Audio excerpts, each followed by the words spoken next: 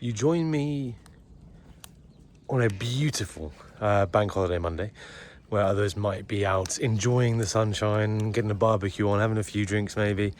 But not me. We're here building a massive great big fire, and we're going to be making a horsetail extraction tea to spray on the vines to boost vine immunity. Fun. So I'll take you on the journey with me on how exactly we prepare this. First we start with building a big old fire. Then I'm going to put the dried horsetail into the bin behind me with I'm going to do about 50 litres of water per 1 kilogram of dried horsetail, and that's going to give me a pretty decent tea. So in there I'm going to do 150 litres of water to 3 kilograms of dried horsetail, and that's going to give me enough to cover the entire vineyard, which is 2.5 hectares. Okay, so we've got in our kind of makeshift vessel here. We've got a big stainless steel bin, and we're basically cooking the horsetail. We're not boiling it; we're just sort of simmering it on a fairly good temperature over the fire here. But there's a fair amount of water in there, so we've got about 1 kilogram of dried horsetail, maybe slightly more actually in this batch, to about 50 litres of water. And that way we're basically heating it, simmering it, extracting all the good stuff in there, and then we're going to let it cool and macerate for a while, and that's going to leave us with a really nice tea that we're going to spray onto the vines. And because horsetail is packed with silica, it's one of the plants with the most highly concentrated amount of silica in it. It's great for kind of putting on and boosting other plants' immunity. So this is a kind of plant immunity tea, if you like, that we're going to put on, which is perfect timing as the vines are just shooting to above kind of 5-10 centimeters in terms of how long the shoots are growing through. And they're coming along really nicely, and so we just want to kind of give them a little bit of a pre-immunity boost before they start going through serious phenological phases such as flowering. So we're trying to prep them prior to that, so they're ready to go for any disease pressure that we should get. Yeah. Okay, so the tea is just about finished now. We're basically just waiting for the fire to die down a little bit, but it's extracted all the good stuff that we want to get out of it. So now I'm just going to let it cool, macerate, and just keep extracting for a while now. So probably another hour or two. Let it cool down, and then we'll pour it into another vessel, and I'll be ready to spray it onto the vines tomorrow.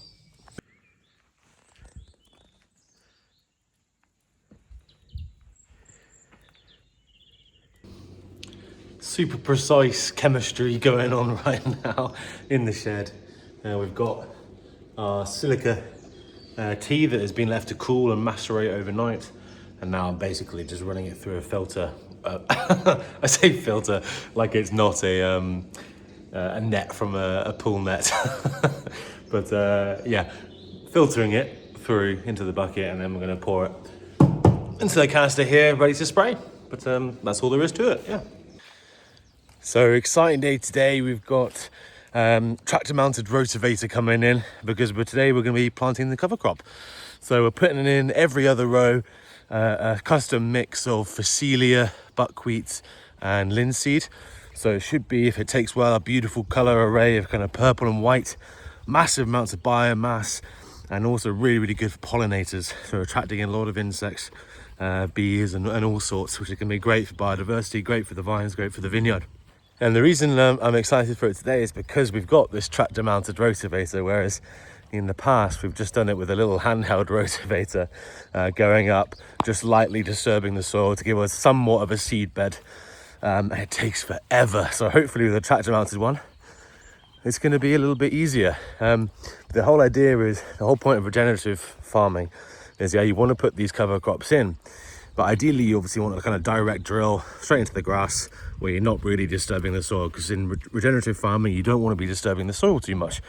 That's really, really difficult, because to get hold of that machinery, the specific machinery that can do that, is always a challenge down here in the southwest. where there's not as many kind of big vineyards as there are up in the southeast. So what we've come to do is basically just use a rotavator, very lightly going over the surface, and that's kind of disturbing it just enough that we can get some sort of a seed in to take. But yeah, we'll see how it goes today. Okay, so you can see behind me, hopefully, I've got the rotavator on the back of the tractor there, and we're going up and down every other row, 2 passes, just taking a bit of the topsoil off, giving a seed a chance to come through, basically. We're going to come through in a minute, we're going to broadcast the seed, and then we're going to roll it as well. But yeah, exciting, cover crop is going in today, let's hope it takes.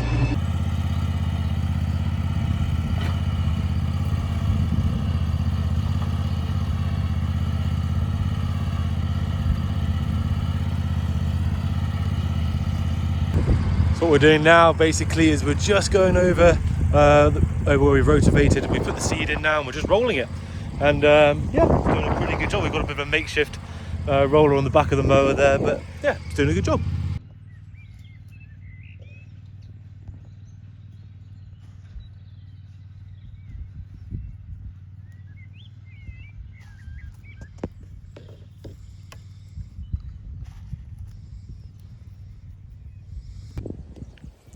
Hello guys, so you joined me in the vineyard again, and it's a pretty nice day here today, and approaching bank holiday weekend, and it's going to be hot, so yeah, fingers crossed for a good weekend, which is going to push these vines on really well.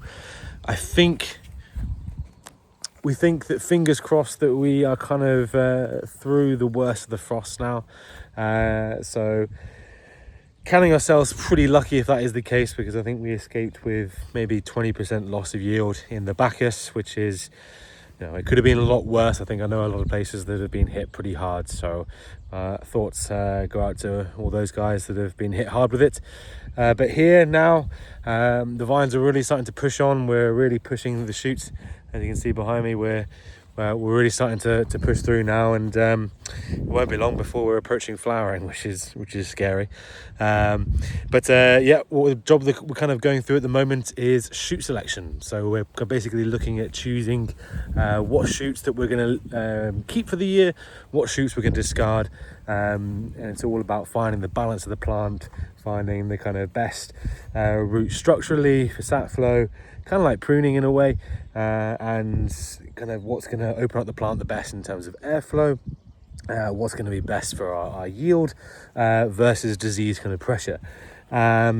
So yeah, it's looking at kind of what's best for each plant and how each plant's sort of growing at the moment and at the stage they're at, and what we want to keep, whether we're seeing signs of kind of high apical pressure where the kind of last last node is pushing too fast and too far, and stunting the rest of the plant, or whether we've got too many doubles, so double shoots. We get double shoots from the same node. We want to keep only one, and which one of those is in the best sort of structural position for the plant this year and for next year. So a few things to think about. So I'm going to show you what we're going to be doing and how we do it. So yeah.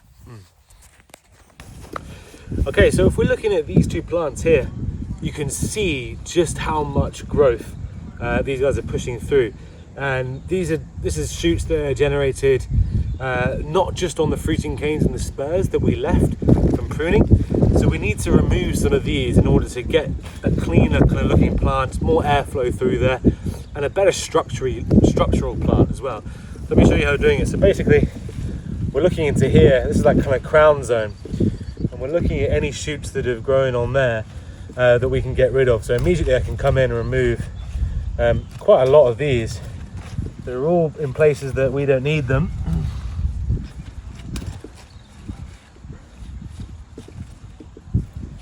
So anything that's going out the back here, going out into the path, we can get rid of. Anything there. Get rid of that. Leaving just these 2 here as our spur, under and above. That's good. And we'll leave 2 options this side. Then we're looking along the cane. We're looking for any double shoots. So get rid of that one. And here we've actually got one overlapping from the opposing plant. And this is the apical shoot, which is always going to shoot really far this way into the next door neighbour plant. It's actually a double, so there's a smaller one here, which is pointing more upright. So we're going to keep that one and remove the apical one instead, which is going to create a lot more airflow through here. Similarly there as a double shoot.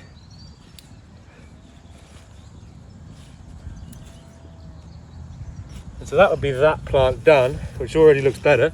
If we come along here and we look at this one, we can probably make it even better still.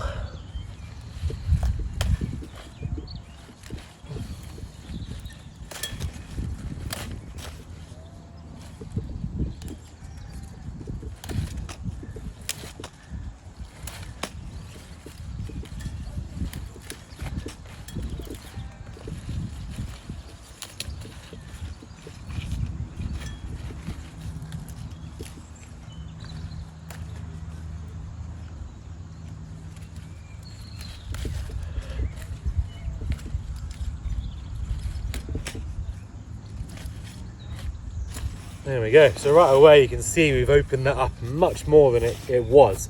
We've got a lot more airflow coming through there.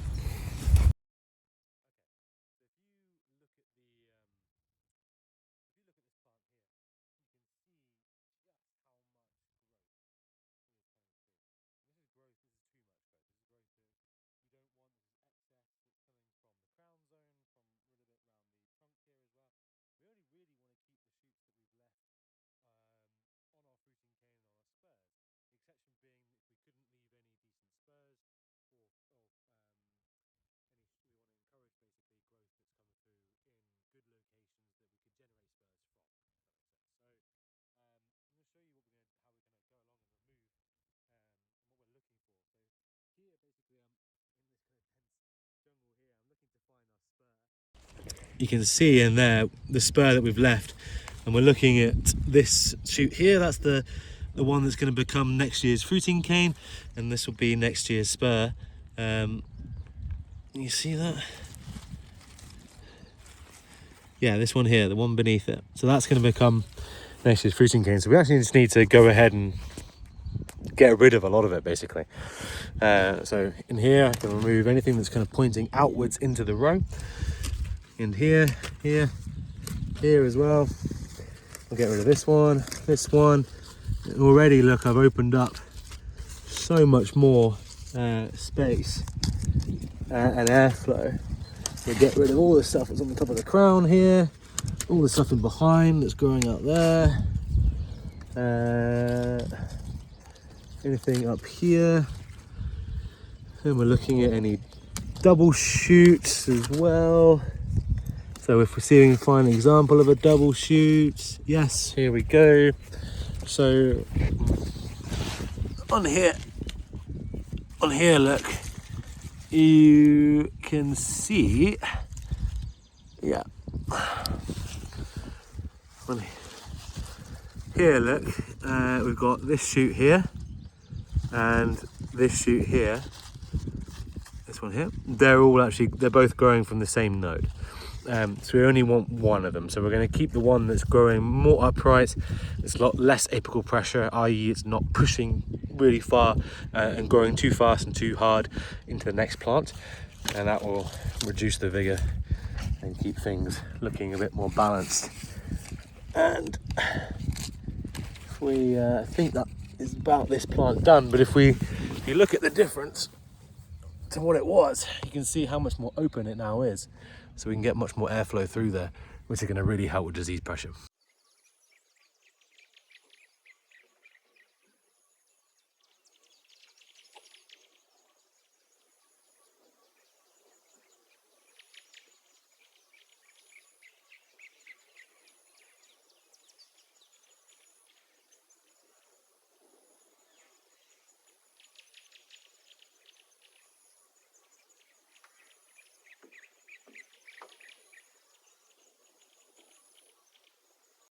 Good morning.